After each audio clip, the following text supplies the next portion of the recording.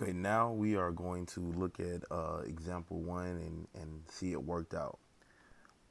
Again, make sure you pause it during this time to make sure you get any questions that you have answered, and that you understand how to go about doing this. First of all, so you understand, we are going to solve this problem using the steps that we learned on slide 8 about the steps to follow to create these or to solve these problems. So again, the problem, for example, one, a population of mice quadruples every 6 months. If a mouse nest started out with 2 mice, how many mice would there be after 2 years? Write an equation and then use it to solve the problem. So the first thing we're going to do is read the scenario and then reread it again, this time identifying the known quantities. So we are able to identify that the initial number of mice is 2. The growth rate equals quadruples, so that means 4. And the amount of time equals every 6 months for 2 years. Then step 2, we're going to read the statement again and this time identify the unknown quantity or variable. The unknown quantity is the number of mice after 2 years. Solve for the final amount of mice after 2 years. This is what we're ultimately looking for.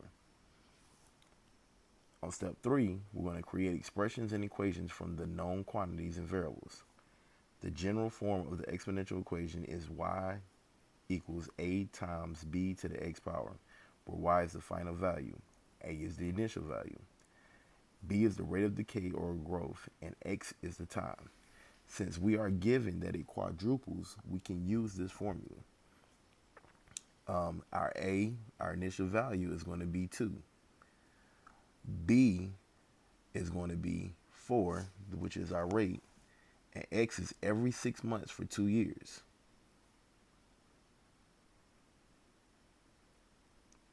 Since the problem is given in months, you need to convert 2 years into 6-month time periods. How many 6-month time periods are there in 2 years? To determine this, think about how many 6-month time periods there are in 1 year. There are 2. Multiply that by 2 for each year. Therefore, there are 4 6-month time periods in 2 years. Another way to determine that period is to set up ratios. 2 years times 12 months over 1 year equals 24 months. This is just like the conversion factors we did before, where you see you have years canceling out with years, so we end up with our months, and months canceling out with months, and it equals our time periods. Therefore, we have 4 time periods that we're looking at.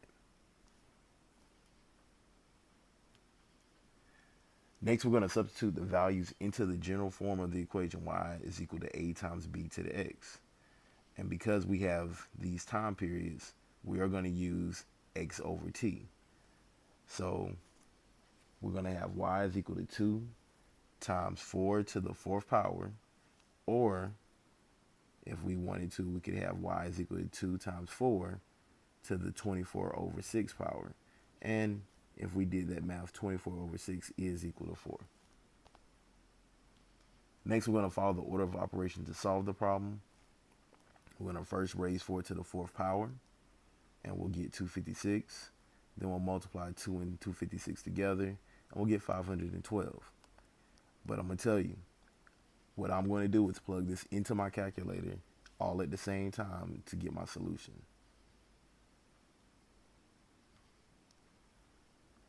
Then we're going to interpret the solution in terms of the context of the problem and make sure that we're able to write our answer in a complete sentence. There will be 512 mice after 2 years if the population quadruples every 6 months. Now, if you would like to see this problem worked out for you, you can go to this following link and watch a video that will walk you through the same thing that we just did. Now we're going to look at example 2. In sporting tournaments, teams are eliminated after they lose. The number of teams in the tournament then decreases by half with each round.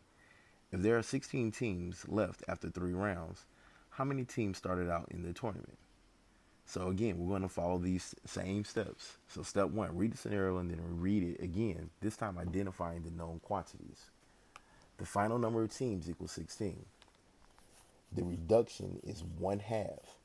The amount of time is equal to 3 rounds.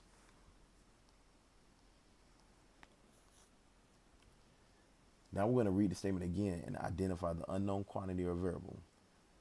In this problem, we're looking for the unknown quantity is the number of teams with which the tournament began. So we're going to solve for the initial or starting value, which is A. So we're going to create expressions and equations from the known quantities and variables. The general form of the exponential equation again is y is equal to a times b to the x, where y is the final value. A is the initial value, b is the rate of decay or growth, and x is the time. So we are given the final value, we are given the rate, and this time it happens to be a rate of decay, and we are also given the time, which is 3 rounds. So y is equal to 16, b is equal to 1/2, and x is equal to 3. Now we're going to substitute the values into the general form of the equation. Y is equal to a times b to the x power. Now, so we're going to end up with 16 is equal to a times 1/2 over 3. So this time we are trying to solve for a and get a by itself. So we're going to follow the order of operations to solve the problem. First, we're going to raise the base to the power of 3. And when we do that, we get 1/8. So 1/2 to the third power, I have to take the 1 and the 2 to the third power, and I'll get 1/8. Then we're going to multiply by the reciprocal of the fraction so that we can get rid of it. That is the inverse operation. And when we do that, we multiply both sides by, basically it's going to end up 8 over 1. And 16 times 8 is equal to 128. So A is equal to 128, which is our initial, should be the initial value. When we interpret the solution in terms of the context of the problem, the tournament started with 128 teams. And again, this is the link that you can follow to watch example 2 worked out for you. Again, I am still here. Ms. King is still here. So if you have any questions or need any assistance, we are walking around and we are more than willing to help you. Thank you for this lesson and good luck on your classwork.